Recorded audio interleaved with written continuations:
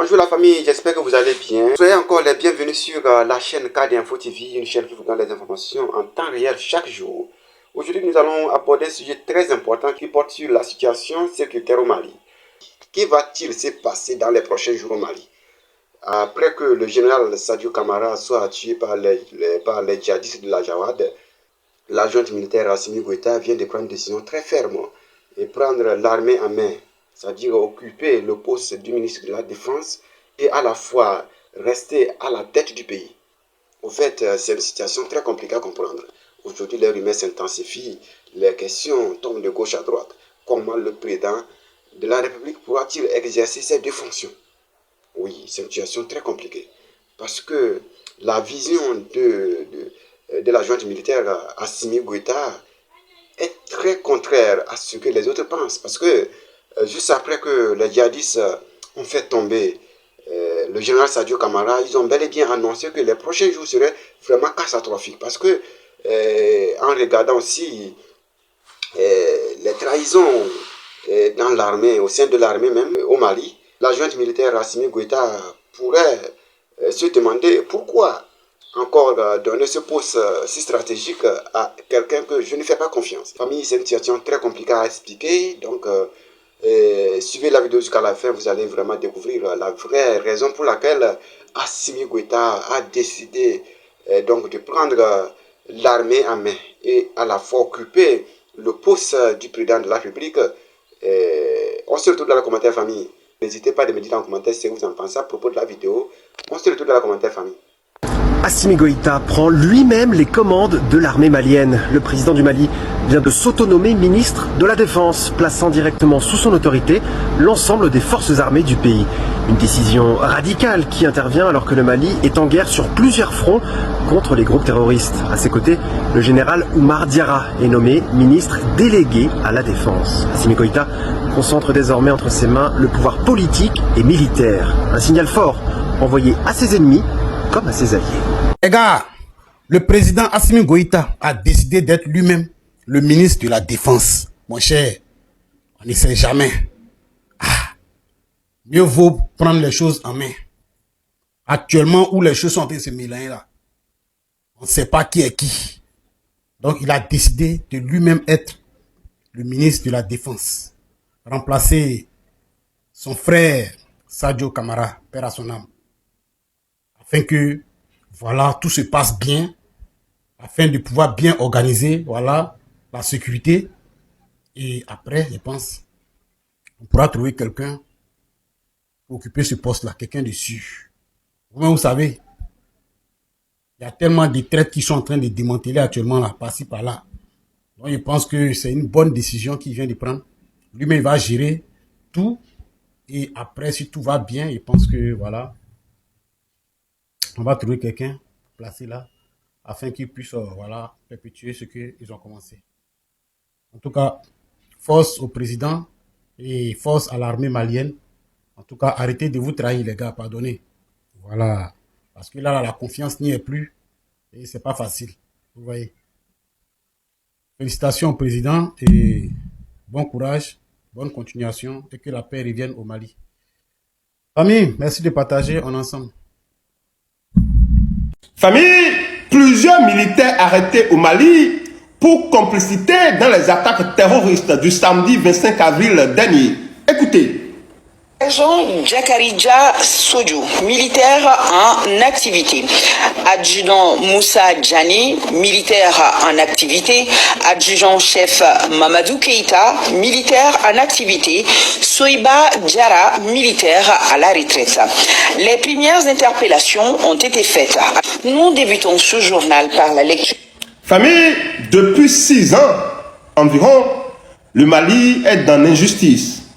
Vous n'êtes pas légitime. Assimi Goïta et son groupe, vous aviez pris le pouvoir d'État par la force, donc vous n'êtes pas légitime. Et vous faites la loi. C'est de l'injustice. Aussi longtemps que cette injustice va durer, le Mali ne retrouvera pas la paix et la tranquillité. Vous n'êtes pas légitime. Vous êtes à la limite des terreaux. Parce que vous aviez pris le pouvoir d'État par la force. Vous êtes des terreaux au même titre que ces voyous du JNIM et de Gessim, bien je ne sais quoi du FLA. Vous êtes des terreaux. Vous avez pris le pouvoir d'État par la force, par des armes. Donc vous êtes des terreaux. Donc si vous persistez à vouloir faire preuve d'injustice, à vouloir emprisonner les gens, nous ne sommes pas au bout de nos peines. Dramane Silicone actuellement, hein, d'après il est en Côte d'Ivoire. Mais ça fait au moins 2 mois que le gars, d'après vous, il est en Côte d'Ivoire. Il est rentré depuis vous, d'après vous, le 18 mars, non. Mais il n'a pas vu se soigner maintenant, ou bien il ne vient plus se soigner en France. Parce que chaque 2 semaines, il vient en France se soigner.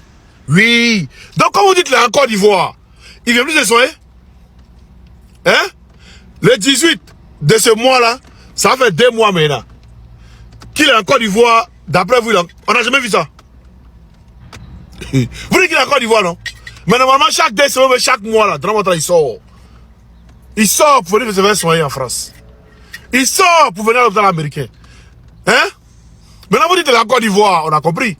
Hein? Vous dites que ce silicone-là, le masque de silicone est en Côte d'Ivoire, on a compris. Mais, ils sont plus. Même avec les travailleurs, hein, il faudra vous demander, ben d'après vous l'avez vu, là-bas, il fallait demander à Dramane s'il allait croiser les travailleurs le 1er mai. Là, c'est politico. Les travailleurs vont regarder quoi, ils vont voir ce qui ne va pas. C'est pas où quelqu'un passe, ouais, et puis il passe, il s'en va là. C'est pas ça. Là, c'est pas ça, il faut un discours d'au moins 1 heure de temps, ou bien 30 minutes, dont les gens vont bien regarder ce livre, pas lui. Hein? Donc, arrêtez de nous distraire. Arrêtez de nous distraire. On dit le Moro, il est couché. Il ne peut pas se lever. Donc, tout ce que vous êtes en train de faire là, hein, on appelle ça Yamboro. Non, vous regardez seulement. Vous allez tourner comme vous allez annoncer la nouvelle aux Ivoiriens. Vous allez tourner jusqu'à vous allez annoncer la nouvelle aux Ivoiriens. Depuis quand Dramane Ouattara salue la foule et sa main, les gens ne connaissent pas, il a salué à la main. Depuis quand? Ça n'existe pas. C'est juste la dernière fois qu'on l'a vu. Hein? C'est celui que vous nous avez montré là, vous allez nous dire qui a apporté le silicone.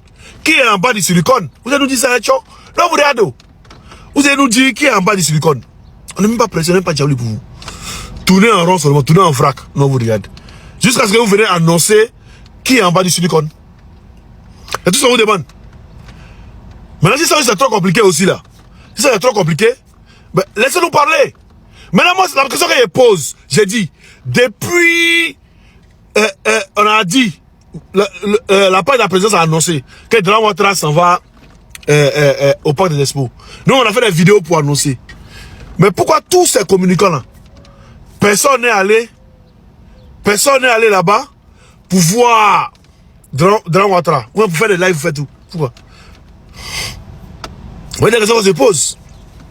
Mais en tout cas, non, vous regardez. Non, vous regardez, hein? Voilà. Non, vous regardez. C'est bien sûr, ça vient vers vous. Tout ce qu'on peut vous dire. Ça vient vers vous. Et quand ils vont apprendre la nouvelle, eux-mêmes, ils seront étonnés. Mais ça vient vers vous. C'est ça que ça dit. On prend cette vidéo dans notre groupe. La famille, affaire de Dramane Ouattara là, c'est arrivé loin, hein? Il y a un État africain là, hein? Les services de renseignement décident de s'accaparer cette histoire. Ils décident de traquer Dramane Ouattara jour pour jour, nuit pour nuit. Alors, le monsieur qui m'a approché, il m'a dit, les vidéos que vous avez faites et tout, les analyses apportées, tout, et là, ça a attiré leur attention. Et ils se sont demandé, mais ces messieurs, cette organisation, on appelle Diasporcom là, ils sont qui, qu'est-ce qu'ils font, pourquoi, bon, ils savent tout un peu quoi, mais ils se sont posé beaucoup de questions et ils ont décidé de mener eux-mêmes leur enquête un peu. Est-ce que vous savez qu'il y a un avion présidentiel ivoirien qui est depuis le mois de mars là, qui est posé en France, à Toulouse, à quelque part là-bas. Lorsqu'on demande, on dit non, c'est pour le maintien de, je sais pas quoi, voilà, c'est pour le maintien de l'avion. Voilà, c'est genre les petites pannes ou bien réparations, quoi. Donc le mot est posé là-bas. Donc, eux, ils ont tracé tout ça. En tout cas, ils se posent aussi des questions. Et ils se posent des questions. Normalement, d'habitude, quand il n'y avait pas cette histoire de où est Alassane Ouattara est rentré où il est. Vous savez tous que quand on faisait ça là, quand on faisait pas ça plutôt, Dramane Ouattara se déplaçait beaucoup. Il partait beaucoup en France. Chaque 3 semaines, chaque 2 semaines, il était en France. Mais ça fait 2 mois qu'on est sur cette histoire là. Est-ce que vous avez remarqué qu'ils n'ont pas encore, depuis lors, ils n'ont pas encore annoncé le départ de Dramane Ouattara en France, depuis qu'on a commencé cette histoire là. Donc, les gens se posent des questions, ils disent, mais qu'est-ce qui se passe exactement? Normalement, Dramane Ouattara là, en tout cas, il doit aller voir son médecin chaque 3 semaines en France. Il doit aller pour sa visite, je sais pas si c'est une visite médicale, je sais pas c'est quoi, mais il doit aller pour son suivi médical, voilà. Il doit aller en France 2 semaines ou 3 semaines, chaque 3 semaines ou chaque 2 semaines. Comme le gars de RFI l'avait dit là, chaque 15 jours. Mais depuis, ça fait 2 mois qu'on est sur cette histoire où est Draman Ouattara, non? Est-ce que vous avez attendu une fois que Draman Ouattara est parti en France? Est-ce que vous avez attendu ça? La seule fois que Draman Ouattara a fait 1 mois complet en Côte d'Ivoire là, c'est pendant les élections présidentielles. Mais depuis, après là, il est parti, je crois, 2 fois. Maintenant, quand il est rentré là, la dernière fois qu'on a commencé à dire, Draman, on t'a vu à l'hôpital américain, on t'a vu là-bas, on t'a vu là-bas. Qu'est-ce qui se passe? Est-ce que vous avez remarqué que quand ils ont dit non, c'est-à-dire on a commencé, je crois, je sais plus quoi, c'était en mars. Je sais pas si on a commencé le 20 mars, qu'on a commencé à parler de ça, ou le 28, je sais plus. Mais quand on a commencé à parler de ça là, jusqu'à ils ont dit, bon, Draman Ouattara est rentré. Jusqu'à aujourd'hui là, est-ce que vous avez attendu que Draman est parti en France? Est-ce que vous avez attendu ça? Maintenant là, je vous dis en même temps, hein, il paraîtrait même que la Russie commence à s'intéresser au dossier. Où est Draman là? Vous allez le faire sortir. Donc ça veut dire que si le gars maintenant là, parce que c'est bizarre qu'on annonce plus qu'il va en France. Ça veut dire si c'est cash voilà en France là, les services de renseignement là, ils vont taper dedans, ils vont. C'est-à-dire même s'il n'a qu'à passer, il n'a qu'à porter 2e masque pour dire non qu'il va en France. On va savoir si c'est lui ou si c'est pas lui. Est-ce que vous comprenez? Est-ce que vous comprenez? Parce que dans cette histoire de Draman Ouattara en France là, est-ce que c'était pas pour aller réparer plutôt son masque de silicone à chaque fois? Parce que c'est bizarre, hein? Chaque 15 jours, il partait en France, chaque 15 jours. Est-ce que c'était pas pour aller réparer le masque de silicone? Parce que le masque de silicone là, ça coûte plus de 300 000 euros. Avant, il y a 10 ans, ça coûtait 300 000 euros. Maintenant que c'est devenu réel là, c'est-à-dire quand quelqu'un porte et puis passe à côté de toi là, tu peux pas savoir que c'est masque. Maintenant là, ça va aller dans les 1 million d'euros. Donc imaginez un peu ce qui se passe en ce moment. Imaginez. Je suis là, non? Et puis il russionne. Ça dit, ce qui commence là, ils ne pourront pas terminer. Où est Draman Ouattara? Les gens vont découvrir maintenant pour voir si c'était vraiment Draman qui voyageait ou si c'était un masque de silicone qui voyageait. Donc voici l'affaire là vient de commencer. RHDP, c'est fini. Vous n'allez pas pouvoir cacher ça pendant longtemps encore. Si Draminou, s'il était malade, il était en coma, s'il était dans je sais pas quoi, vous allez le découvrir maintenant. Vous allez maintenant le découvrir. La famille, on reste concentré. Et c'est pour cela qu'on dit les histoires de buzz, les histoires de je ne sais quoi là. Arrêtez ça. Il y a quelque chose de sérieux qui se passe. Vous êtes Ivoirien distraction, hein. C'est pour cela que Ivoirien ne peut pas avancer. Vous aimez distraction, toujours dans les buzz. Oh, vous avez faim. Vous êtes en Côte d'Ivoire, vous êtes dans inbox des gens, vous demandez les 5 000 francs, vous demandez les 2 000, les 3 000, vous n'avez pas honte. Parce que vous êtes toujours dans les buzz. On dit, intéressez-vous à quelque chose de bon pour une fois. Où est Draminou? Hein? Et je remercie tous ceux qui font les vidéos pour demander où est Draminou là. Vous êtes des vrais. Les gars, ça vient vers eux, ça vient vers eux. Breaking news, les terroristes arrêtés au Mali ont commencé à dévoiler, à liquider les noms de leurs complices et même les pays derrière l'attaque terroriste pour déstabiliser le Mali. Ah oui, c'est ce que confirme d'ailleurs un article du média African Initiative qui a rapporté que les terroristes ont clairement dévoilé que la France et l'Ukraine auraient aidé à préparer les terroristes qui ont envahi le Mali le 25 avril dernier. Une armée de terroristes, 12 000 terroristes. Moi, ça ne me surprend pas. Hein. La façon dont leurs médias, parlons des médias français, font clairement l'apologie du terrorisme, là, moi, ça ne m'étonne pas. Ils traversent illégalement la frontière pour arriver au Mali, pour faire des reportages dans le camp des terroristes. Mais vous voulez quoi d'autre comme preuve? Et puis, ils lavent l'image, ils blanchissent les terroristes en mode des combattants. Vous avez vu? Ils parlent de combattants du FLA, combattants du JNIM. Ils ne parlent plus de terroristes. Des groupes terroristes bien larvés, soigneusement blanchis dans les médias occidentaux. Moi, je suis pas choquée. Hein. J'espère que c'est une nouvelle preuve pour ceux qui doutaient encore. En tout cas, il y a d'autres informations qu'on doit débunker. L'information selon laquelle Menaka aurait été prise par les terreaux, elle est fausse parce que ce 3 mai, eh bien, des patrouilles du corps africain de l'armée russe ainsi que les FAMA ont fait des patrouilles dans la ville. Et devinez quoi, les quelques dizaines de terreaux qui étaient là ont très vite été envoyés en enfer. Et ils ont même fait des selfies avec les enfants et la population là-bas, contrairement aux terreaux qui giflent des enfants maliens. Ouais. Et en passant, votre blocus vers Bamako, complètement faux. Je ne sais pas si vous êtes au courant, mais la ville a réceptionné 830 camions citernes de carburant. Donc, si cette ville était bloquée, franchement, les camions de carburant n'allaient pas rentrer à Bamako. J'espère que vous comprenez. Alors, arrêtez de vous désinformer, arrêtez la désinformation sur Internet. Ça ne vous mènera nulle part. Nous vaincrons cette guerre. Écoutez très très bien. Voilà. Parce que Dieu n'est pas du côté des barbares. Dieu n'est pas du côté des terroristes. Dieu n'est pas du côté des personnes qui financent la barbarie dans d'autres pays. Dieu n'est pas du côté des pilleurs. Dieu est du côté des victimes. Donc, nous avons Dieu de notre côté. Inch'Allah. Famille, les autorités maliennes continuent de nous épater. Et oui, un autre encore a été pris dans le sac. Blou, les gars. Le jeune que voici, c'est lui qui a eu la dernière conversation avec ce monsieur-là. Oui, la vidéo qui a tourné sur la toile il y a 2 jours. Hier, il croit bien avant-hier soir. Voilà, c'est lui qui est là. Il s'appelle Moussa Djiré. Il est membre d'une coalition des jeunes leaders pour exiger la démocratie au Mali. Complice de ce vieux qui fout la trouille, qui arme, qui aide les terreaux à déstabiliser le Mali. Famille, il a été pris hier soir. Voilà, après avoir bien sûr eu une conversation avec ce vieux-là.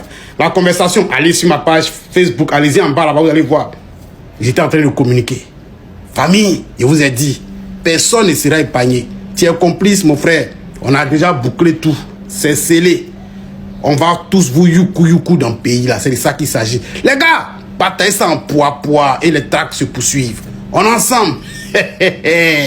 Vive l'armée malienne. Vive les autorités de l'AES. On est ensemble, les gars. Ça, c'est dans une localité en Algérie.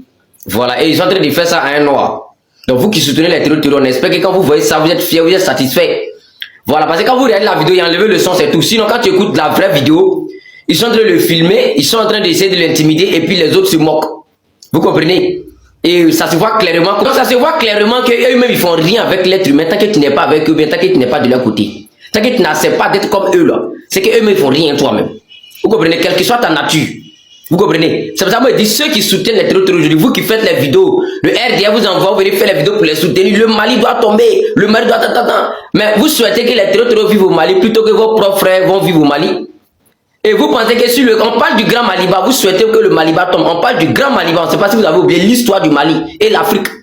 Donc souvent ne faites pas exprès. C'est pas parce qu'on vous paye, venez communiquer. C'est pas parce qu'on vous paye, on vous dit venez dire tout ce qui n'est pas bon. Donc c'est pas parce qu'on te paye, on te pousse, on t'envoie. On prend l'argent pour fermer tes yeux, va dire tout ce qui n'est pas bon, va soutenir les terroristes. Et puis toi-même tu ne prends pas le temps de réfléchir pour faire la différence des choses. Tu dois réfléchir, tu dois te poser la question, mais si le Grand Maliba tombe par les terroristes, mais c'est que moi aussi mon pays, la Côte d'Ivoire aussi, sera même déstabilisé aussi par les terroristes.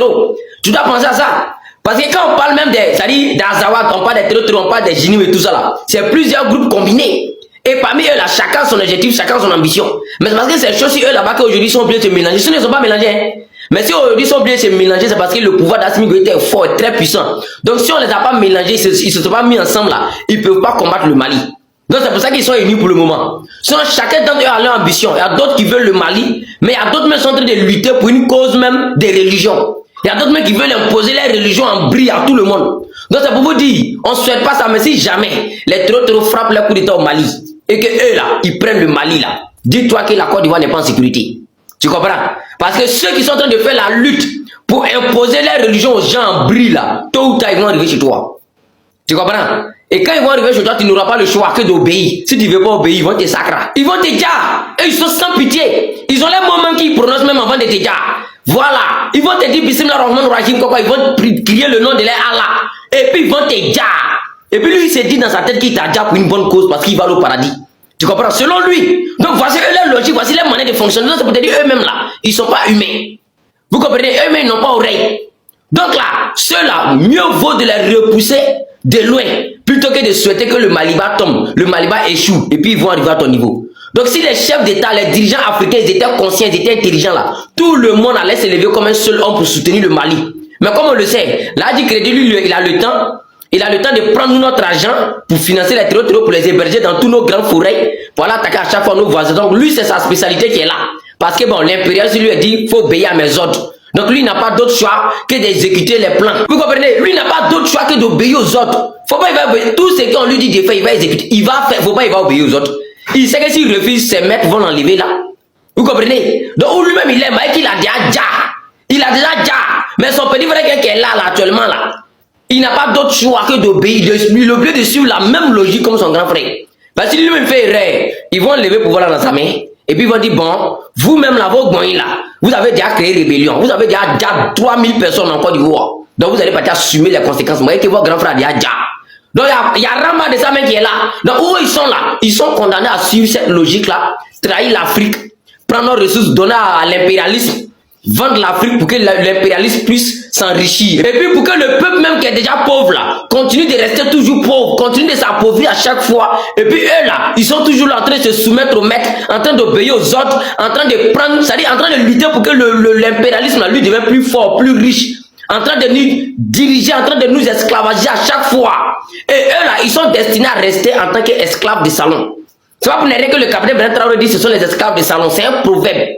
Vous comprenez? Ça a tous ses sens. Quand ils regardent la logique, la manière de fonctionner, c'est pas de leur faute. Faut pas ils vont obéir aux autres s'ils vont vivre encore. Moi j'ai remarqué quelque chose au Mali et au Burkina. À chaque fois qu'il y a trop d'attaques terror là, à chaque fois que les terror montent en puissance dans ces pays-là, on commence à accuser les autres. Si on n'accuse pas la Côte d'Ivoire, on accuse la France, ou on accuse les politiciens, ou on amène toujours, on cherche des boucs émissaires au lieu qu'on se batte ensemble pour trouver des solutions. Et tout le monde sait que les terror quittent au Mali pour aller attaquer au Burkina. Donc ils se soutiennent entre eux-mêmes dans les mensonges, ils vont aller tout jeter sur la Côte d'Ivoire. Moi je ne suis pas dans l'indignité. Je suis le fils de mon père. Je préfère mourir en disant la vérité que de mentir sur bêtement quelqu'un que je ne connais même pas. Je ne le ferai pas. Tout ce que j'ai dit, tout est documenté. Celui qui n'est pas d'accord, je suis prêt à débattre avec qui que ce soit. Famille, j'espère que vous avez bien suivi la vidéo et que la vidéo vous a plu. N'hésitez pas à nous le dire en commentaire ce que vous en pensez à propos de la situation et surtout abonnez-vous à la chaîne KDinfo TV pour ne pas manquer les prochaines actualités. Likez la vidéo, donnez un pouce bleu pour ne pas manquer les prochaines informations. On se retrouve dans les commentaires famille.